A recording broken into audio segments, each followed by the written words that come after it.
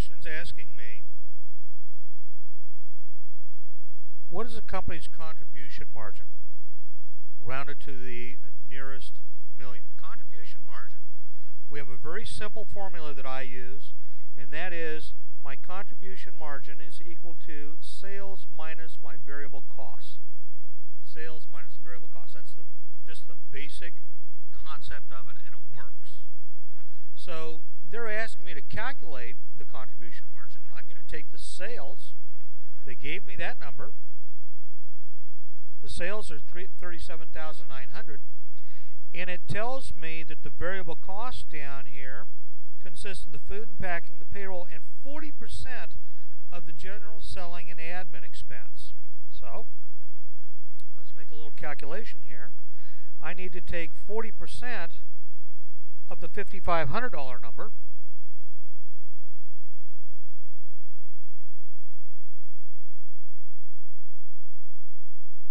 that looks like $2,200. $2,200. Let me make that a little neater.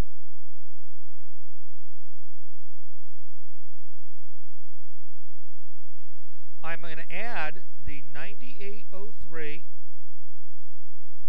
plus the 9600 because they told me the food and package, payroll, and the 2200. So I'm going to add those three numbers together.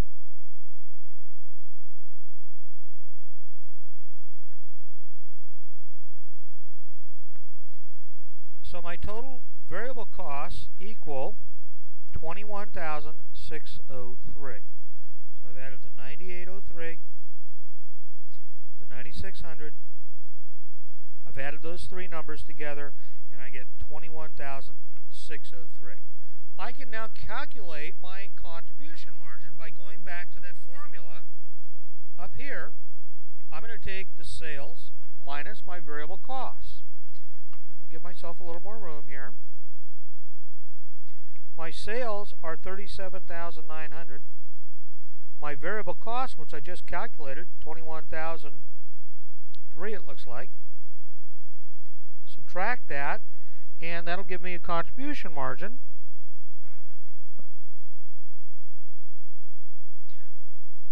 of, I'm calculating $16,297.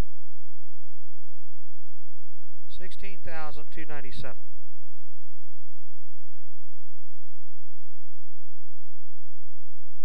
So there's my sales, there's my variable costs, and this is my contribution margin.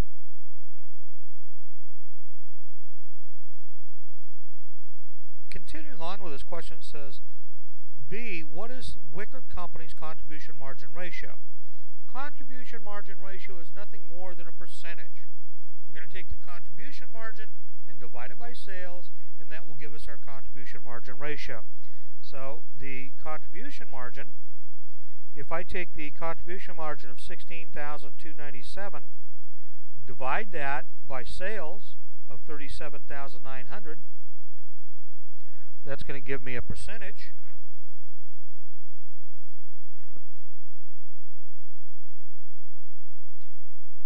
of 43%.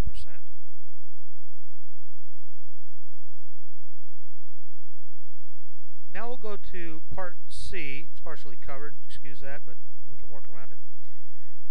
How much would income from operations increase if the same store sales increase by $2.3 million for the coming year with no change in the contribution margin ratio or fixed costs?